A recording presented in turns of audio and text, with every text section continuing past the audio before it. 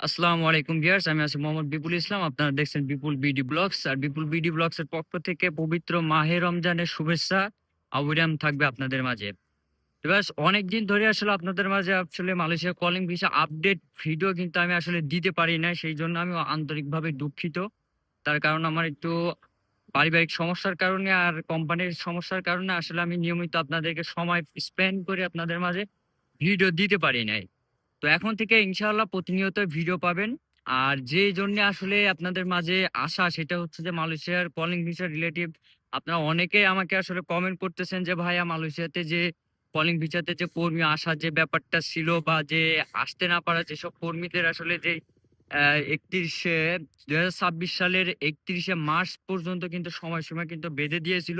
সেই সময়সীমাটা কিন্তু আর খুব বেশি দূরে কিন্তু আসলে আর নাই।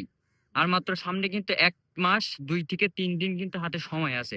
তো এই সময়ের ভিতরে আসলে কি পরবর্তীতে যেই ফ্লাইট গুলা সেই ফ্লাইট গুলা আসবে নাকি আপনারা কিন্তু সবাই অবগত আছেন যে মালয়েশিয়াতে কিন্তু ২০২০ সাল ২১ সালে যেসব কর্মীরা যারা আসতে পারছিল না তারা কিন্তু একটা ফ্লাইট কিন্তু মালয়েশিয়াতে কিন্তু আসছে। এবং তার পরবর্তী ফ্লাইট গুলো কিন্তু এখনো কিন্তু মালয়েশিয়াতে কিন্তু আসলে ঢুকে নাই বা কি নাগাদ ঢুকবে। আর আপনারা সবাই জানেন যে বর্তমানে বাংলাদেশে কিন্তু আপনার যে ১২ই ফেব্রুয়ারি যেই নির্বাচনটা হলো, সেই নির্বাচনটাকে কিন্তু ঘিরেও কিন্তু আসলে অনেক কার্যক্রমই কিন্তু আসলে পিছিয়ে আছে। তারপরে সবচাইতে একটা বড় কথা হচ্ছে যে আপনারা সবাই অবগত আছেন যে গতকালকের আগের দিন জানেন যে মু মাননীয় আপনারা সবাই অবগত আছেন যে গতকালকে কিন্তু মাননীয় প্রধানমন্ত্রী আনোয়ার ইব্রাহিম তার কিন্তু একটা কিন্তু ইফতার পার্টি ছিল। আর সেই পার্টিতে কিন্তু মালয়েশিয়াতে থাকা যে সকল হাই কমিশন গুলো আছে তাদের ভিতরে কিন্তু সবাইকেই কিন্তু ইফতারের দাওয়াত কিন্তু করছিল। তার ভিতরে আ বাংলাদেশ হাই কমিশনের যিনি আছেন তাকেও কিন্তু দাওয়াত করছিল। সেই দাওয়াতে কিন্তু তারা কিন্তু প্রস্তাবনা দিয়েছে যে মালয়েশিয়াতে কলিং ভিসাতে আসতে না পারা কর্মীরা এবং মালয়েশিয়াতে আপনারা সবাই জানেন যে প্রচুর পরিমাণে কিন্তু অবৈধ কর্মী কিন্তু মালয়েশিয়াতে কিন্তু আছে। তাদেরকে বৈধকরণ নিয়েও কিন্তু বাংলাদেশ হাই কমিশনের যিনি আছেন পরিচালক তিনি কিন্তু ডক্টর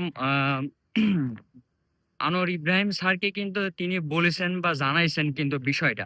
তো এখন কথা হচ্ছে আপনারা অনেকে আমাকে আসলে কমেন্ট করতেছেন যে ভাইয়া মালয়েশিয়া থেকে কলিং ভিসা এই মার্চের ৩১ তারিখ যে সময়সীমাটা আছে সেই সময়সীমাটার ভিতরে আসলে খুলবে নাকি? যদি খুলে বা সেটা আসলে কতটুকু নাগাদ খুলতে পারে সেটা যদি একটু স্ক্রিনে আমাকে জানাইতেন।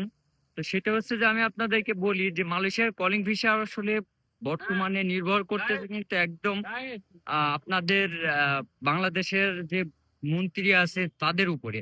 আর বিশেষ করে একটা কথা হচ্ছে যে আপনারা জানেন যে রাজনীতির রদবদলের পরে কিন্তু মালয়েশিয়াতে যে বাংলাদেশ সরি রাজনীতির রদবদলের পরে কিন্তু বাংলাদেশে যে মানব সম্পদ এবং প্রবাসী কল্যাণ এবং বৈদেশিক কর্মসংস্থান মন্ত্রণালয়ের যিনি দায়িত্ব পেয়েছেন তিনি কিন্তু ভিপি নূর কিন্তু তিনি দায়িত্ব পেয়েছেন। এখন দেখার বিষয় হচ্ছে তার পদক্ষেপগুলো আসলে কি মালয়েশিয়ার কলিং ভিসার ক্ষেত্রে বা মালয়েশিয়াতে আসতে না পারা কর্মীদের ক্ষেত্রে বা মালয়েশিয়াতে অবস্থারত অবৈধ অধিবাসীদের আসলে কি পদক্ষেপ তারা নিবে সেটার উপরে আসলে বিবেচনা করতেছে। তো আমি একটা কথা আপনাদেরকে ক্লিয়ার করি সেটা হচ্ছে যে যতটুকু নিউজ পাওয়া যাচ্ছে যে মালয়েশিয়াতে যদি কলিং ভিসাতে খোলে তো আপনার মার্চের ৩১ তারিখে হয়তোবা একটা সম্ভাবনা আছে নয়তোবা কিন্তু এই ডেটটা আরো পেছাবে। ঠিক আছে? এই পর্যন্তই।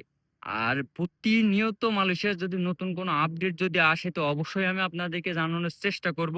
এবং প্রতিনিয়ত মালয়েশিয়ার কলিং ভিসা রিলেটিভ, কাজ রিলেটিভ যদি কোনো নিউজ আপডেট পেতে চান তো অবশ্যই বিপুল বিডি ব্লগসটা সাবস্ক্রাইব করবেন এবং পাশে থাকা বেল আইকনটি প্রেস করে দিবেন যাতে পরবর্তী আপডেট ভিডিও সবার আগে পৌঁছে যায় আপনার কাছে। সে পর্যন্ত ভালো থাকবেন, সুস্থ থাকবেন। আসসালামু আলাইকুম।